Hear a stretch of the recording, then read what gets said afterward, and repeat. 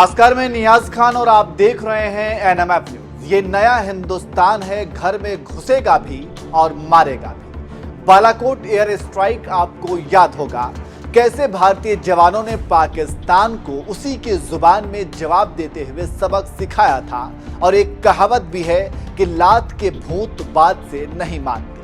आज Balakot air strike को 4 साल हो गए हैं और आज ही के दिन भारतीय जवानों ने पाकिस्तानियों को उनकी औकात दिखाई थी और उनके घर में घुसकर उन्हें मारा था। जब भी वो दृश्य हमारे आंखों के सामने घूमता है तो हर भारतीय का सीना गर्व से चौड़ा हो जाता है। आइए इस वीडियो में हम आपको बताते हैं कि हमारे देश की वायुसेना ने पाकिस्तान में घुसकर आतंकियों को कैसे सबक सिखाई।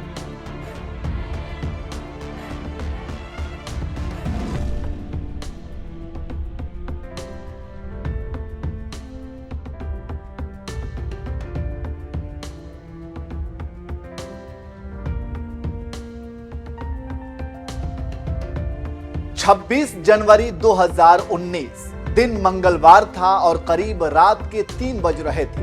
आईएफ के 12 मिराज 2000 फाइटर जेट एलओसी पार कर पाकिस्तान की सीमा में दाखिल हुए और बालाकोट स्थित जैश मोहम्मद के आतंकी ठिकानों को ध्वस्त कर दिया। बाद में इसे बालाकोट एयर स्ट्राइक के नाम से जाना गया। सरकारी दावे के मुताबिक मिराज 2000 ने आतंकी ठिकानों पर करीब 1000 किलो की बम गिराए, जिसमें तकरीबन 300 आतंकी मारे गए। और बड़ी बात यह कि आतंकिस्तान यानी कि पाकिस्तान को भारत की इस कार्रवाई की भनक तक नहीं लगी। दरअसल ये वो समय था जब पाकिस्तान को उसी की जुबान में सबक सिखाना जरूरी था। भारत हमेशा से शांति और बातचीत का पक्षधर रहा है, लेकिन भारत की इस खामोशी को पाकिस्तान कमजोरी समझकर आतंक के जरिए हमेशा उकसाता रहा है। और बालाकोट एयर स्ट्राइक से ठीक 12 दिन पहले पुलवामा में सैनिकों के काफिले पर आतंकी हमला हुआ था, जिसमें 40 सीआरपीएफ जवान शहीद हो गए थे और कई गंभीर रूप से घायल हुए थे। आतंकियों द्वारा ये कायराना हमला 14 फरवरी 2019 को किया गया था। इस हमले के बाद पूरे भारत देश को बहुत गहरी चोट लगी, जिसके बाद प्रधानमंत्री नरेंद्र मोदी ने आतंकियों को सबक सिखाने का प्रण लिया और कहा कि जो भी इसके दोषी हैं, चाहे वो कहीं भी छिप जाएं, उन्हें सजा जरूर मिलेगी। सुनिए पीएम मोदी ने इस हमले के बाद क्या कुछ कहा था। मैं ये भी जानता हूं कि हम सभी किस गहरी वेदना से गुजर रहे हैं।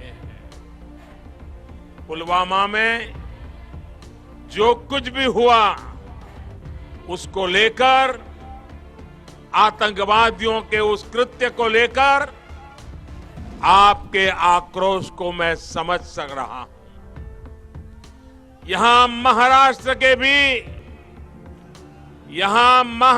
के भी 2 वीर सपूतों ने देश की सेवा करते हुए पुलवामा में अपने प्राणों की आहुति दी है।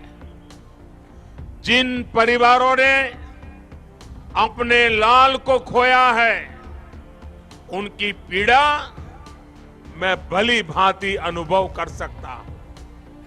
हम सभी की संवेदनाएं उनके साथ है। भाइयों और बहनों, मैंने कल भी कहा है और आज भी दोहरा रहा हूं, इन शहीदों का बलिदान व्यर्थ नहीं जाएगा।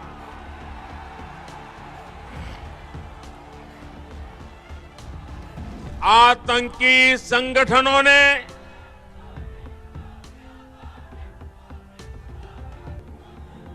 आतंक के सरपरस्तों ने जो गुनाह किया है, वो चाहे जितना छिपने की कोशिश करें, उन्हें सजा जरूर दी जाएगी।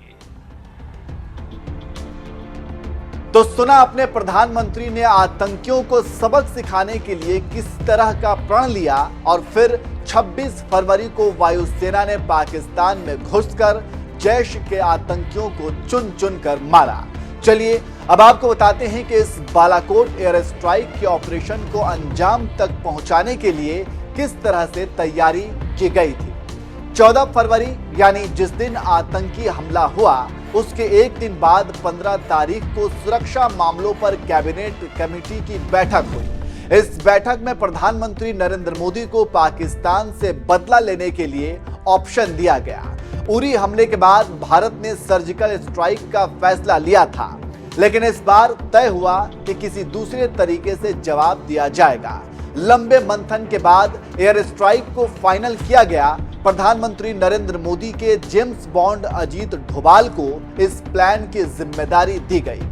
अजीत डोभाल और तत्कालीन वायुसेना प्रमुख BS धनोआ ने पूरे एक्शन का ब्लूप्रिंट तैयार किया। इसी दौरान तय हुआ कि बालाकोट में मौजूद जैश ए मोहम्मद के ठिकानों को निशाना बनाया जाएगा।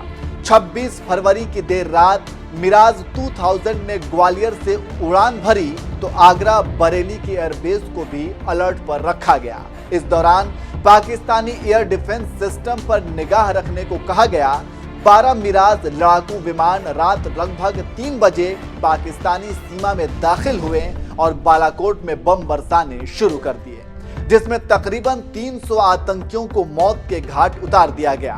तो ये है बालाकोट एयर स्ट्राइक की पूरी कहानी, जिसमें जाबाज वीर जवानों ने आतंकियों को उनके ही घर में घुसकर ऐसा सबक सिखाया कि आने वाली पीढ़ियां भी हमेशा याद रखेंगी। वैसे आप बालाकोट एयर स्ट्राइक पर क्या कहेंगे, कमेंट करके जरूर बताएं।